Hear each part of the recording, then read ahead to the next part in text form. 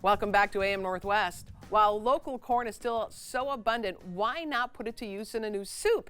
Here to share a recipe from her recent episode of a podcast, we welcome back the author of Braids and the host of the podcast Food Friends, Sonya Sanford. Great to see you again. So nice to see you, Helen. Okay. Do you like corn? I love corn. I mean, who doesn't, right? Who doesn't? And right now it's so good. It's so sweet. It's so abundant. It's here for a little while longer. Let's use it. But as we're going into fall, this transition, I love getting soups back on the table, yeah. don't you? Yeah, so I do, actually. This is a soup that can be made entirely vegan, and I call it corn soup, not corn chowder, because there's no cream, no milk.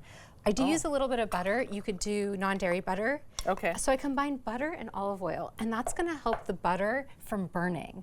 Oh, so that's okay. why the butter gives the flavor, the olive oil helps it not burn. I did not know that. It really that works. explains a few recipes I've done. Okay, that explains it. And then you add onions, celery, and a little bit of garlic. Okay.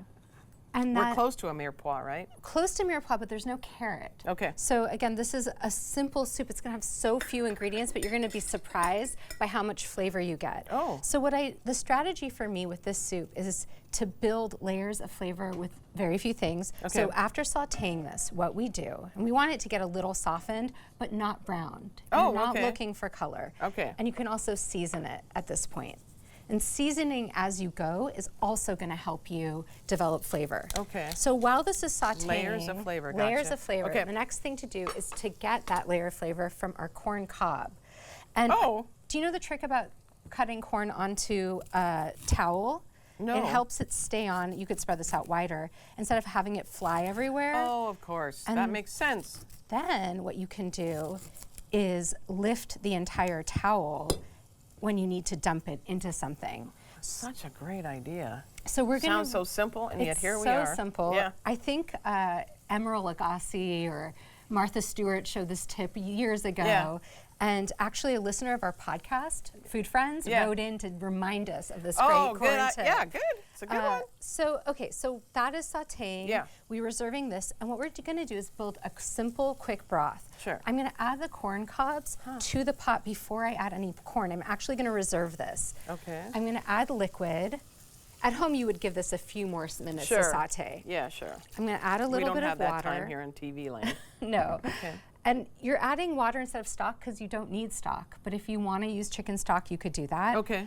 But the other thing that's going to give us tons of flavor is a bay leaf. Bay leaves actually do have flavor. They really do. Sonya, do they? Helen, Okay. boil a pot of water with a bay leaf and boil one without and taste the water, and you'll see that it really does impart flavor. All right. It's subtle, but it's important. Okay. Okay, and then you add some thyme, and I don't worry about the stems. I'm just going to fish them out. Okay. Okay, so I would let this simmer for 15 minutes. Okay.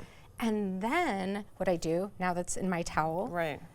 I will add, after 15 minutes, imagine that happened, my corn, Still with the corn cobs in there. but I would fish this out. Okay. And this will have done the flavor of making a corn stock in the same pot that you're making your soup. Yeah. So it's 2 levels of corn flavor, the stock and then the fresh corn that gets added. Wow. We're also reserving some fresh corn for later. We'll get to that in a second. Okay. The other thing we add to this soup is some potato. Do you want to finish cubing that Sure, real quick you for bet, me? you Just bet. real rough, because we're going to puree this too, so it doesn't have to be perfectly cubed. Okay. Gotcha. So again, we're letting those cobs simmer for 15 minutes, and then we would add our corn kernels and our potato. We'd fish out those cobs. That's perfect. Is that okay? Great. Okay. And we would just add all this potato to the That's a soup. nice knife. It is a nice knife. Then we'll add all the potatoes to the soup, and we'll simmer it for another 15 to 20 minutes until the potatoes are just tender. And I have one going that I want to show you. Yeah, show me how that. So this just simmered for 20 minutes after we removed the cobs. Yeah. And you can see it looks kind of like a chowder now. Yeah, it does. And at this point, you can also fish out your bay leaf. It's done its job. You Okay. could fish out any thyme stems. The next step with this soup is to puree it if you like that. I prefer a little bit of a pureed soup, but you could eat it just like this if that's your preference. Right. I'm using an immersion blender. You could do this in a food processor. You could do this in a blender. If you're using a blender or food processor, you want to do it in stages. Otherwise, oh, it's going to go everywhere. Yeah. Yeah. Okay. So I'm just going to turn the heat off. This is already warm, and then I'm just going to roughly puree it. And I like a little texture, but you could go as smooth as you want. Right. Do you have an immersion blender at home? I don't have one. Such a handy tool. I like not having to take it out of the pot. Yeah. Yeah, because the process of doing the blender, I mean, it's a little bit of a pain, isn't it? It's a bit of pain, yeah. Okay. The other thing Food processor, sorry. To make this soup a little bit more flavorful, a little bit more exciting, is to do a fresh topping. So I reserved some corn kernels. Okay. Do you want to slice some scallion for me? You bet. And do you want the green side or the? Yeah, the greens. Let's do the tops. We don't have to worry too much about the top. That's perfect. Okay. You want to thinly slice it. And then while you're thinly slicing that, I'm going to roughly chop some basil. Okay.